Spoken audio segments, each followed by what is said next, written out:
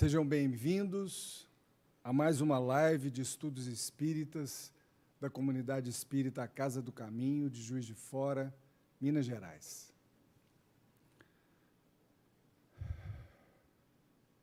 Senhor Jesus, nosso mestre, nosso amigo, nosso advogado de todas as horas, médico de nossas almas, vos agradecemos, Senhor, a oportunidade da prece, de nos aproximarmos do vosso amor. E vos pedimos, Senhor, nesta noite, que todos possamos aproveitar as mensagens da doutrina espírita para a iluminação das nossas almas, para nos ajudar no discernimento, na hora de tomarmos as decisões, no uso sagrado do livre-arbítrio. Amparai-nos, Mestre, dai-nos saúde e paz para as nossas almas. Que assim seja.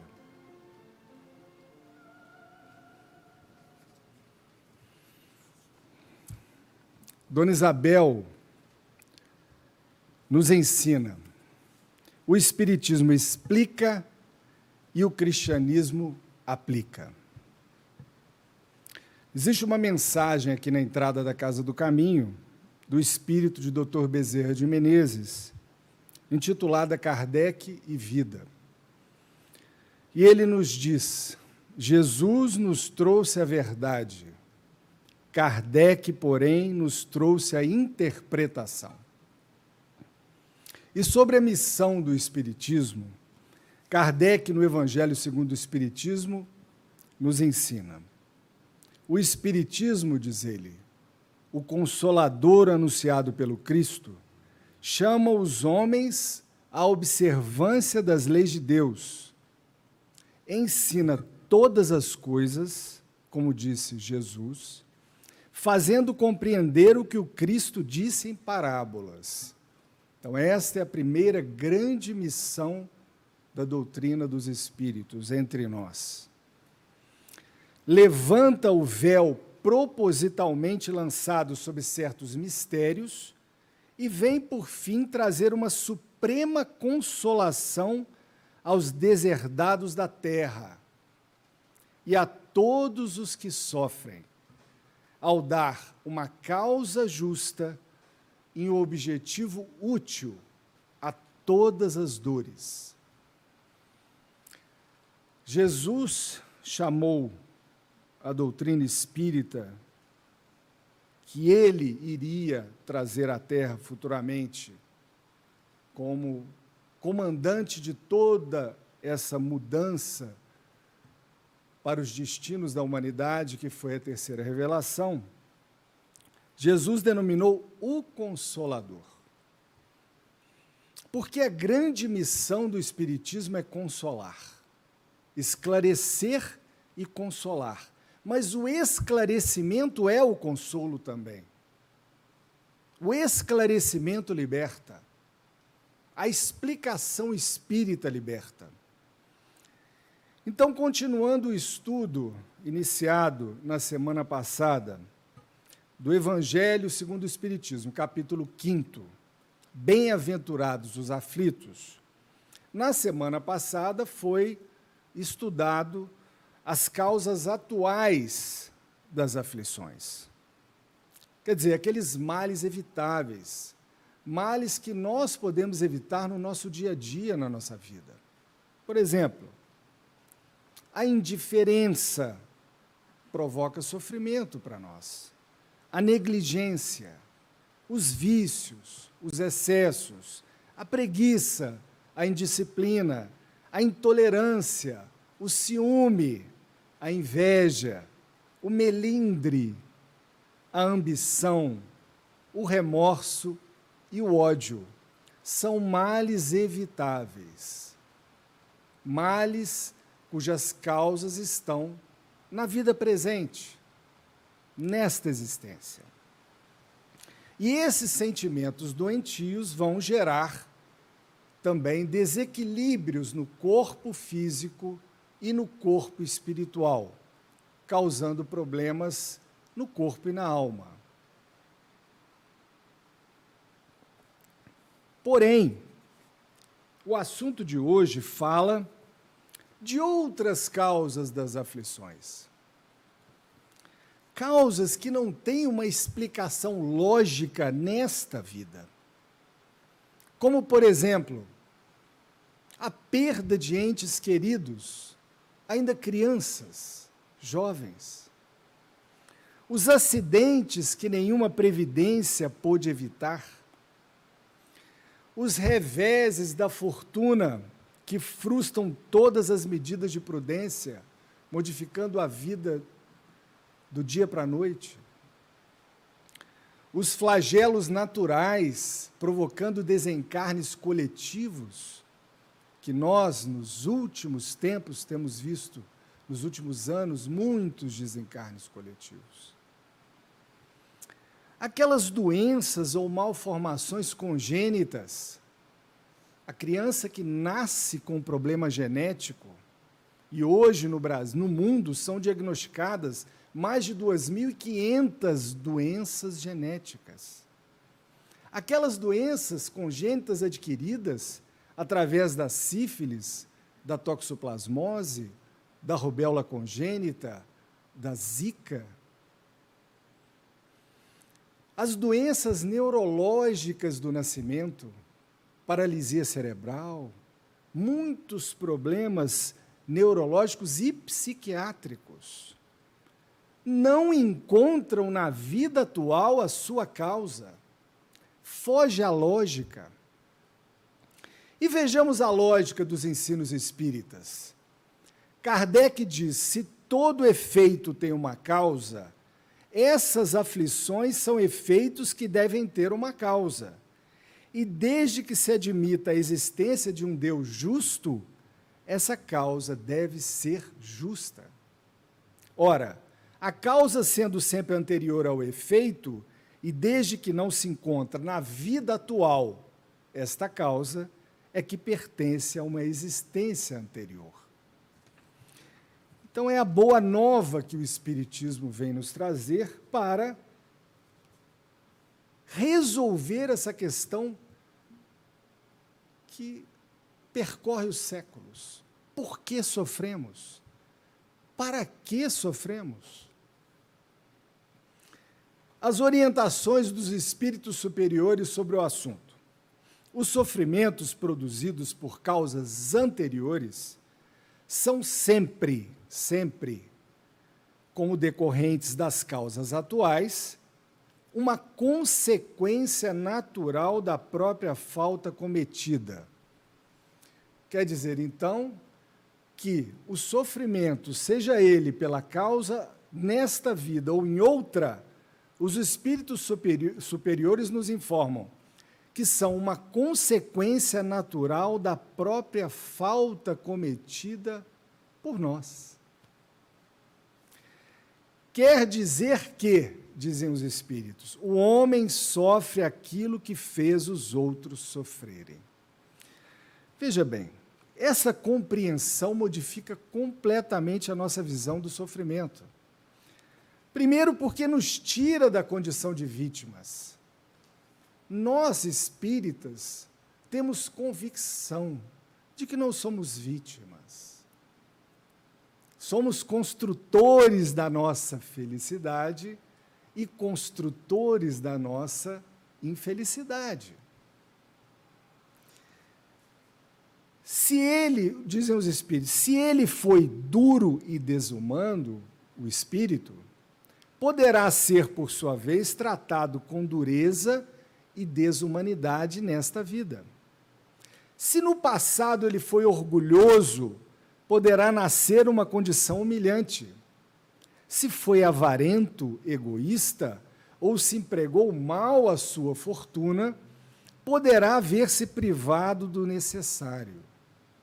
Se foi mau filho, olha só que interessante, poderá sofrer com os próprios filhos, e assim por diante. Cada caso é um caso, Cada história tem a sua particularidade. É nessa maneira que se explicam, dizem os espíritos, pela reencarnação e pelo destino da Terra, mundo expiatório que é, as anomalias da distribuição da felicidade e da desgraça entre os bons e os maus neste mundo. Aparente anomalia, dizem os espíritos. Esta anomalia é apenas aparente, porque nós encaramos o problema em relação à vida presente. Mas quando nos elevamos pelo pensamento e olhamos o passado, levamos em consideração as muitas existências, compreendemos que a cada um é dado o que merece, sem prejuízo do que lhe cabe no mundo dos espíritos, e que a justiça de Deus nunca falha. Chico Xavier tem uma frase que diz assim: a vida, como a fizeres, estará contigo em qualquer parte. Então, o conhecimento espírita modifica a maneira de nós enxergarmos.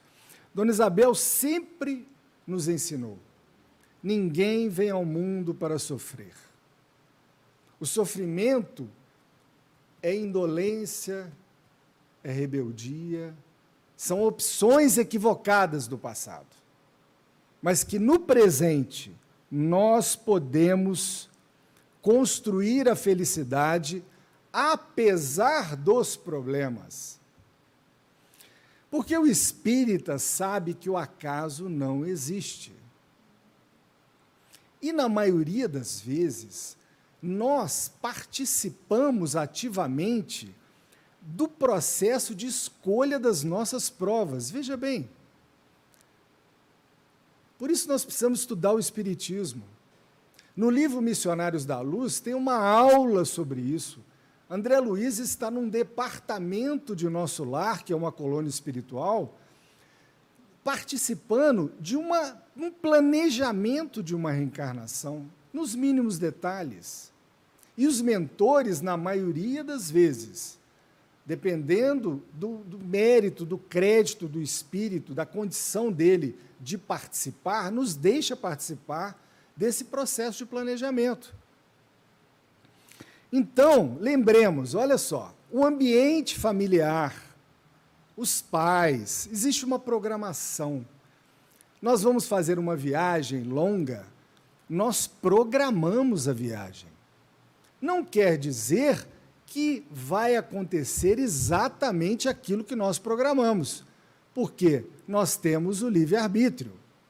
Porém, na maioria das vezes, na grande maioria das vezes, o ambiente familiar, os nossos pais, o lar que nós vamos constituir, a esposa que vamos ter, o esposo, os filhos, a cidade onde vamos reencarnar, o país onde vamos reencarnar, o corpo físico, a aparência física, as doenças que nos acompanham desde a infância, os problemas de saúde física, até a nossa profissão, o nosso casamento futuro, existe uma programação.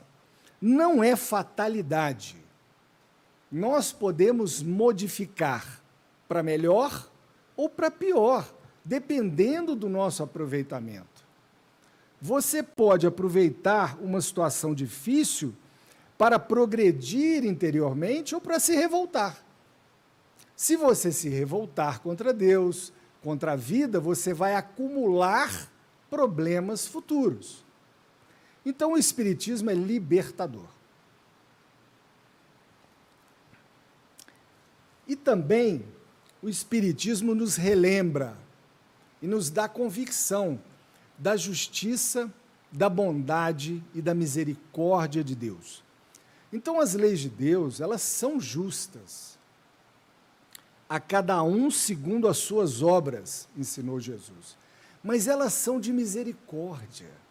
Nós não podemos analisar a grandeza do amor divino pela nossa pequenez e pela nossa noção pequena de justiça.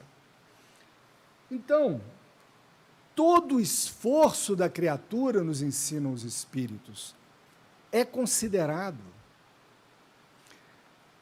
Deus não permite que nós levemos um fardo maior do que temos a condição de levar. De forma nenhuma. Se o problema existe, é porque nós temos condição, somos filhos de Deus.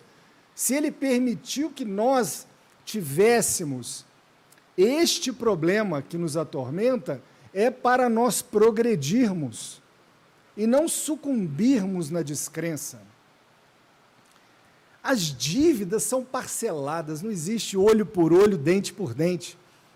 As dívidas nossas, diante das leis de Deus, são parceladas, são cobradas de forma homeopática, na bênção da reencarnação. Dona Isabel sempre nos ensina. Ela diz assim, que quando nós estamos no mundo espiritual, os mentores, antes da gente reencarnar, falam assim, vai, meu filho, vai fazer sorrir quem você fez chorar. Esta é a realidade que o Espiritismo vem nos mostrar. E Dona Isabel nos ensina, o passado faltoso não tem poderes sobre o presente de renovação com Cristo. Não tem poderes. As nossas decisões de hoje interferem até na programação feita. Então tem um caso clássico na literatura espírita, que o indivíduo, por faltas, débitos com as leis de Deus no passado, iria, num determinado momento da vida, ter seu braço amputado por um determinado motivo. Mas ele foi um homem bom, um homem que se dedicou à caridade, um homem que procurou ajudar ao próximo, ser útil aos seus semelhantes. E aquela dívida foi atenuada, e ele teve o dedo mindinho amputado. Essa história nos é contada na literatura espírita para nós termos uma noção da misericórdia de Deus. E Dona Isabel ainda nos ensina no livro Rosas do Meu Jardim, o amor de Deus cobre a multidão dos nossos pecados, mas não nos isenta dos deveres para com as leis de amor que governam os nossos destinos. Então, meus irmãos, concluímos que a explicação espírita e a vivência dos ensinamentos cristãos são o único caminho para a nossa felicidade aqui na Terra, apesar dos problemas. Podemos ser felizes, mesmo com problemas. E Emmanuel, para finalizar, nos recomenda: recebe a aflição e a dificuldade, aliviando as aflições e as dificuldades alheias. Pede auxílio, meu irmão, auxiliando. Roga socorro a Deus, socorrendo aos que te rodeiam na terra. Porque entre os panos do berço e os panos do túmulo, desfrutas simplesmente de um dia curto, no tempo ilimitado, dentro da vida imperecível, baseada na justiça perfeita e no amor sem fim. Fiquemos com Deus.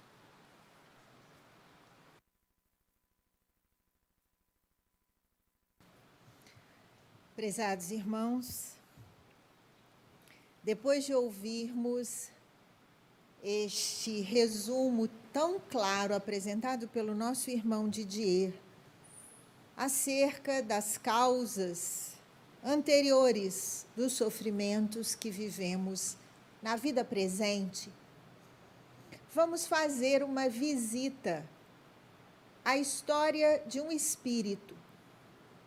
Esta história é apresentada por Allan Kardec na Revista Espírita, publicada no ano de 1867. E com a ajuda desta compilação que nos foi apresentada há pouco, nós vamos entender a história do jovem Francisco. Conta Allan Kardec que um menino de nome Francisco desencarnou aos 12 anos em 1866. Francisco nascera muito bem acompanhado por seus pais muito amorosos. Mas aos 3 anos de idade, Francisco começou a apresentar uma grave doença, uma doença progressiva que o deixou paralisado no leito, tendo seu corpo tomado por feridas muito profundas. Eram verdadeiras chagas. E Francisco permanecia e permaneceu durante 9 anos assim, gravemente doente, paralisado no leito, tomado por um estado de inchaço permanente, naquele tempo chamado hidropsia. E além de tudo isto, Francisco sofria de crises de dores intensas. Apesar de todo o amor de seus pais, apesar dos pais providenciarem todos os recursos que naquele tempo a ciência e a medicina já eram portadoras, isso não era suficiente para aliviar o adoecimento progressivo de Francisco. As crises de dores eram tão severas que o menino, já consciente de toda a gravidade daquela doença, por vezes perguntava assim em voz alta: o que eu fiz para merecer tudo isso? Quando a doença apareceu e Francisco tinha 3 anos de idade, também a sua família cresceu. Ele teve uma irmã. A menina tinha por Francisco um apego extremo, mas Francisco tinha por ela profunda repulsa. Ele nem sabia por quê. Apesar de rejeitar a presença da irmã, Francisco sofria alguns conflitos de sentimentos, porque não queria que ninguém fizesse mal à menina. A irmã tinha por Francisco afeto profundo e queria sempre estar próximo a ele. E Francisco a rejeitava. Aos 12 anos de idade, em 1866, Francisco desencarna. E em 1867, este espírito, Francisco, se apresenta numa reunião mediúnica a Allan Kardec. E então, Francisco conta a sua história. Nós, olhando para a história de Francisco apenas com um olhar, digamos, rápido e superficial, poderíamos perguntar também por que Francisco precisava sofrer tanto. Tão pequeno, tão jovem no corpo físico. Como poderíamos encontrar explicações para as causas deste adoecimento, tomando a justiça de Deus como parâmetro, senão olhando para o passado, para vidas anteriores, quando aquele espírito, Francisco, naquela vida, houvesse se comprometido gravemente com as leis de Deus. Como entender a repulsa da criança adoentada pela irmã, por quem tinha por ele tanto afeto? Nem mesmo sinais de ciúmes Francisco apresentava, porque ele queria, de alguma sorte, proteger a irmã. Mas diz Allan Kardec, o olhar uma observação cuidadosa de um espírita esclarecido, poderemos entender a situação de Francisco. Ele, espírito eterno, vivia no corpo físico as suas necessidades espirituais. Ele, no corpo físico, não uma criança, mas um espírito eterno que precisava se recompor diante da própria consciência, guiado pelas leis de Deus. Mas quem era a jovenzinha que veio se juntar à família de Francisco num momento tão difícil? Naturalmente, espíritos conhecidos do passado, diz Allan Kardec. E aquelas experiências dolorosas de Francisco eram expressão do que chamamos no Espiritismo de expiação. A experiência que vem nos reorganizar, nos reconduzir às leis de Deus. Francisco conta a sua história. Seria ele o culpado diante do mundo? Não. Diante do mundo, olhando para uma única existência, tomando a vida como o início no útero e o término no túmulo, Francisco seria vítima do acaso. Mas no olhar esclarecido da doutrina dos Espíritos, leis de Deus, amoráveis e justas, o Espírito é eterno, a reencarnação é a oportunidade de refazimento. Nós vamos compreender a situação de Francisco e é ele quem conta. Na comunicação mediúnica, ele se manifesta e diz assim: voltei para contar a todos a minha história espiritual. Voltei porque posso ajudar a todos com os ensinamentos que recebi das leis de Deus. Mas o Espírito comunicante diz assim: os ensinamentos, na verdade, estão em todos os lugares. E nós, queridos irmãos, podemos colocar os nossos olhos com o esclarecimento do Espiritismo sobre todos os fatos da vida, não apenas da vida dos outros, mas das nossas próprias existências.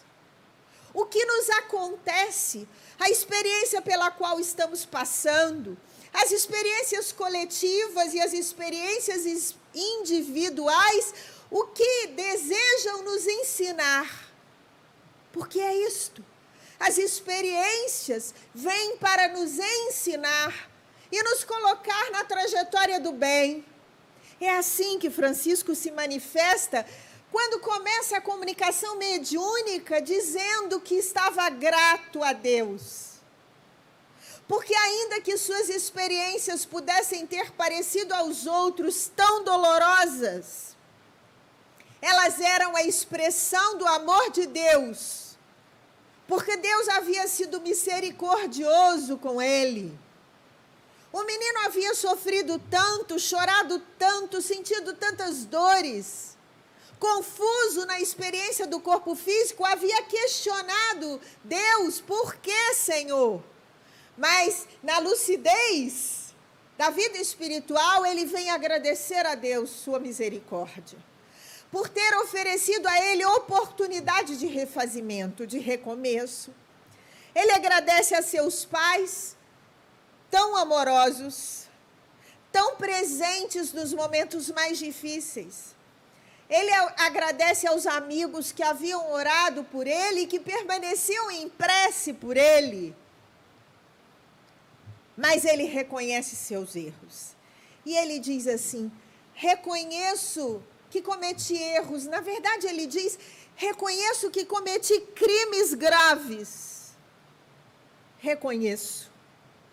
Reconheço que o sofrimento que tive no corpo físico era minha consciência me conclamando ao refazimento.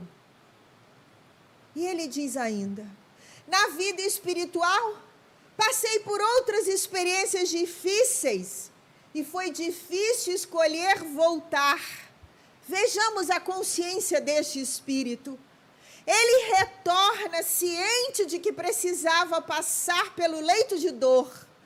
Ele retorna ciente que precisava viver aquelas experiências para reparar seus erros. O Espiritismo nos ensina que o remorso, isoladamente, não nos leva à transformação. É preciso reorganizarmos os pensamentos, os propósitos e repararmos o erro. E era isso que Francisco estava fazendo. Escolheu voltar. E diz ele, minha experiência não foi nada perto do que fiz outros sofrerem. Vejamos, queridos irmãos, quando nós olhamos alguém em sofrimento, ainda que seja como um momento de generosidade de nossa parte, que dizemos assim, que pena sentir do fulano, que pena sentir daquela criança. Sim, quando ficamos penalizados com a dor do outro, estamos dando um sinal de progresso. Mas isso não é suficiente para que façamos um progresso real. Será necessário associarmos àquele sentimento de empatia, que assim possamos dizer, o conhecimento das leis de Deus e fazermos algo que possa minimizar o sofrimento do outro. Quanto mais quando este outro está debaixo do mesmo teto. Conta Francisco, minha irmã havia sido minha vítima no passado. Eu a fiz sofrer, e não a fiz sofrer assim abruptamente.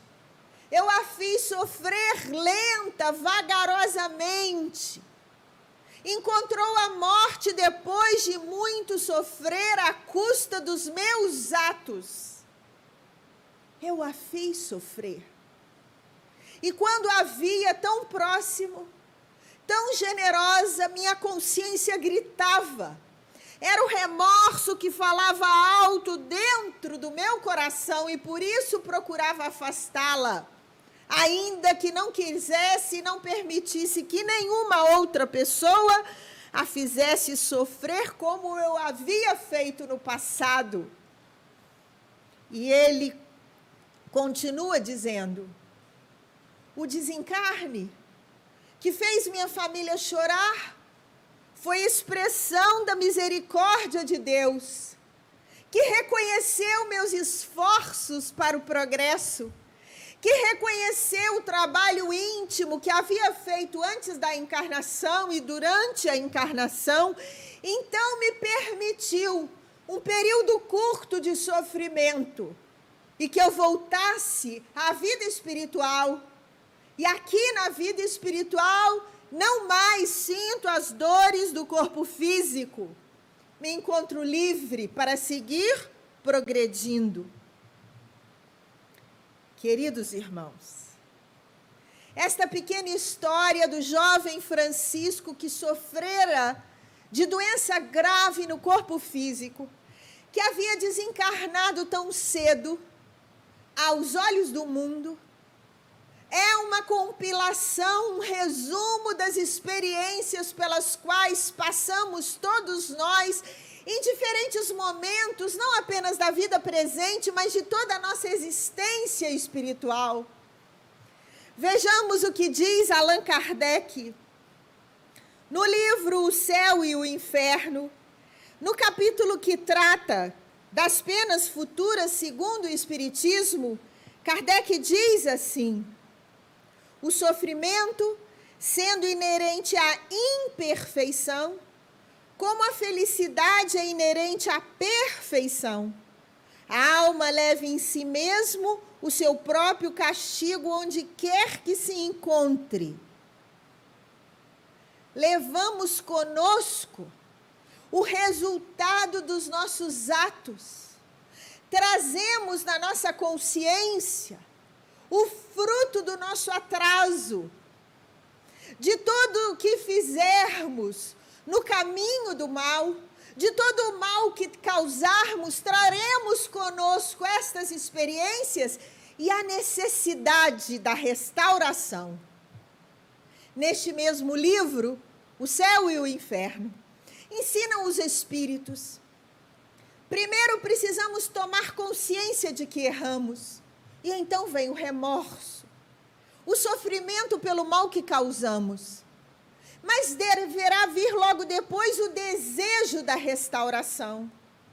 E voltamos ao mundo, e vivemos no mundo o que chamamos expiação, que é o fruto dos nossos erros, mas que vem atrelado às leis de Deus generosas, amoráveis, misericordiosas. Francisco começa a sua comunicação mediúnica dizendo: obrigado, Senhor, porque me permitiu recomeçar. O Espiritismo, queridos irmãos, abre essa lente ampla, explica. Mas esta explicação não deverá servir apenas para os outros. Olhamos alguém sofrendo e, ainda que penalizados, dizemos: mas isto é lei de causa e efeito. Sim, é. Mas é também a expressão do amor de Deus por nós, da misericórdia do Pai, como nos disse nosso irmão em suas palavras iniciais, que nos ofereceu oportunidades em prestações pequenas, para que possamos recompor a nossa existência. Por isso este Espírito diz que aquela dor tão impressionante aos olhos do mundo era a expressão do amor de Deus, porque ele havia feito tanto sofrimento a outros. Imaginemos que esta alma que ele fez sofrer e que morreu, desencarnou num processo de sofrimento e que ele fora instrumento, e ele ainda diz: sei que este espírito não sofreu em vão, mas triste fui eu, infeliz fui eu que fui instrumento do sofrimento desta alma. Este mesmo espírito volta como irmã e distribui seu afeto ao seu verdugo. Distribui seu amor àquele que tanto mal havia lhe causado, na expressão maior do cristianismo. Amor aos inimigos, aos adversários, a quem nos fez sofrer, fazemos o bem. Expressão de elevação. Vejamos o que dizem os espíritos. O bem e o mal que praticamos são resultados das boas ou das más qualidades que possuímos. Resultado, queridos irmãos. E segue mais adiante. A justiça de Deus, sendo infinita, todo mal e todo bem são rigorosamente levados em conta. Se não há uma única ação má, um só mau pensamento que não tenha consequências fatais, também não há uma única ação boa, um só bom movimento da alma, numa palavra, o mais ligeiro mérito que fique perdido. E isso, mesmo entre os mais perversos, porque representam um começo de progresso.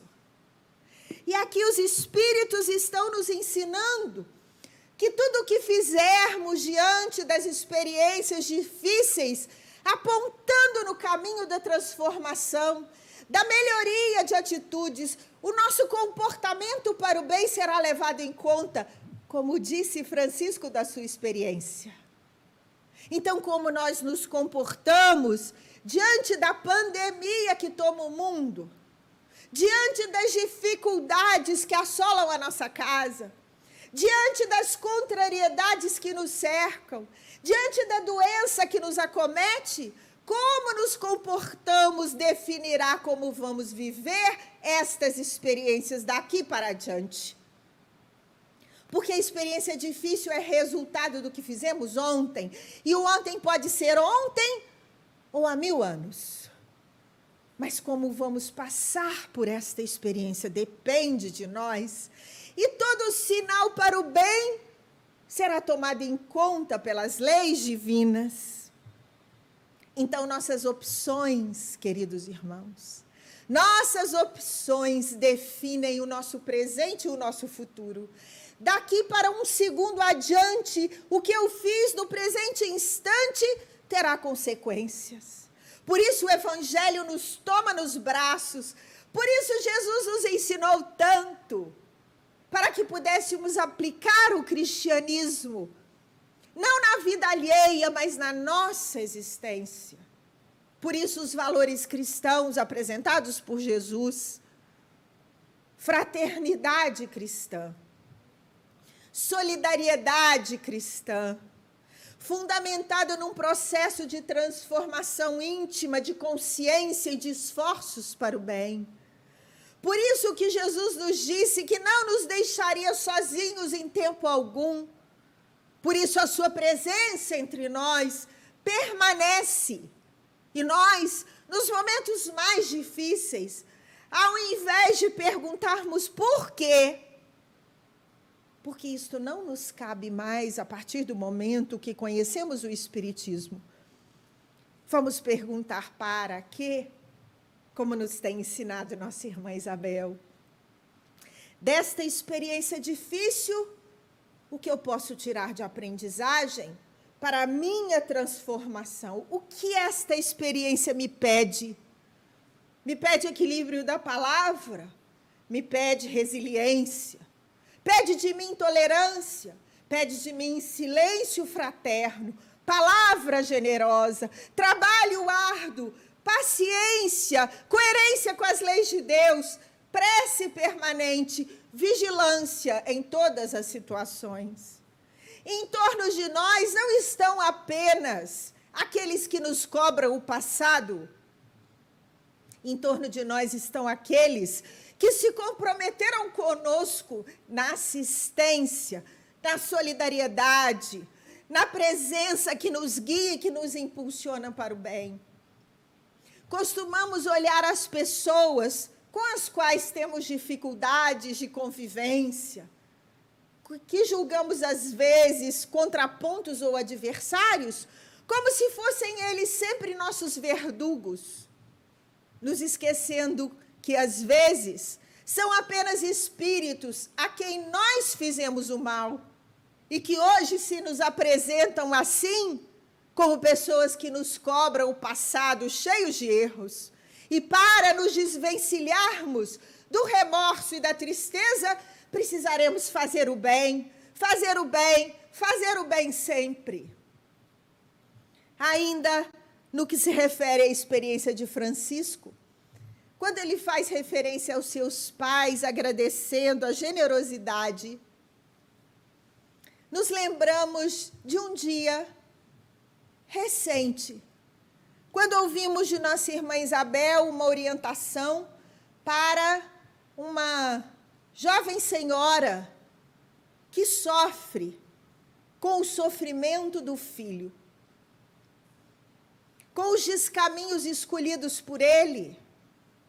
E ouvi Dona Isabel dizer assim: nossa irmã precisa entender que o sofrimento de seu filho é expressão das necessidades dele. E para viver essas experiências, ele terá a assistência espiritual necessária. Ela terá assistência espiritual para ajudá-lo, mas não para resolver suas dificuldades. Cada um tem assistência espiritual para a sua trajetória. Imaginemos, queridos irmãos, quantas vezes tomados assim de afeto, de apego, de amor, queremos resolver a todo custo a dor do próximo.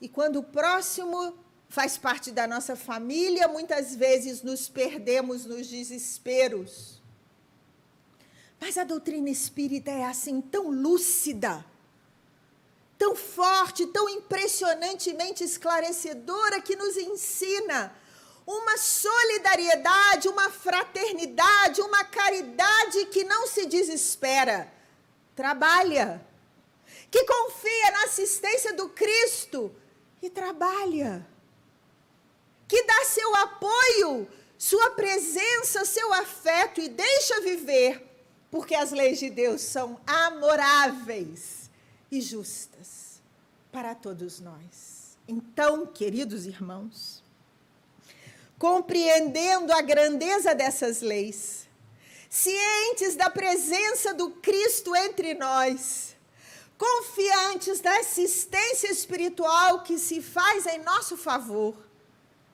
vamos orar todos os dias pedindo a Jesus que o esclarecimento da doutrina espírita, associado ao nosso esforço permanente de melhoria, nos impulsione ao progresso. Que a nossa palavra não seja nunca, em tempo algum, de desespero, de queixume, de reclamações, mas seja sempre a palavra do cristão verdadeiro, que ainda reconhecendo suas dificuldades, ora a Deus e agradece. Obrigada, Senhor, pela oportunidade da reencarnação. Obrigada, Senhor, pela presença de Jesus entre nós. Obrigada, Senhor, porque temos certeza que o nosso destino é a transformação para o bem, a paz da consciência cristã, o progresso e a felicidade. Vamos encerrar a nossa live de hoje ouvindo a prece da nossa querida irmã Isabel.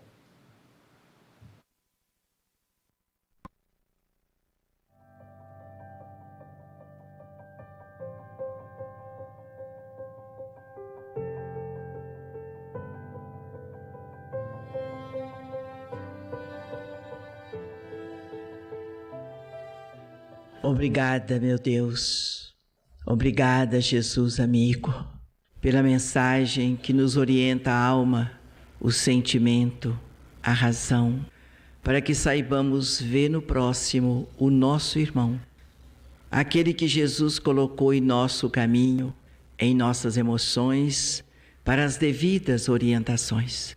Que as nossas palavras sejam sempre, Jesus, sinceridade dos nossos espíritos ante as leis do Pai que tão bem nos ensinastes. Abençoai a todos nós nesta caminhada de evolução espiritual. Dai-nos coragem para que vençamos as nossas próprias deficiências, para que elas não nos impeçam jamais a caminhada mais rápida para a perfeição. Protegei-nos a saúde do corpo, o equilíbrio do espírito. Abençoai os lares aqui representados. Dai-nos a todos, aos nossos entes queridos, aos nossos amigos, aqueles que de alguma forma participam desta caminhada, desta comunidade, muita paz, muito equilíbrio e saúde, para que o nosso amanhã seja igualmente de paz, de saúde, de equilíbrio, de progresso espiritual. É tudo Cristo de Deus que nós queremos e em vosso nome desejamos ao nosso próximo, aos nossos semelhantes. Que a todos nós Jesus abençoe, agora e sempre, que assim seja.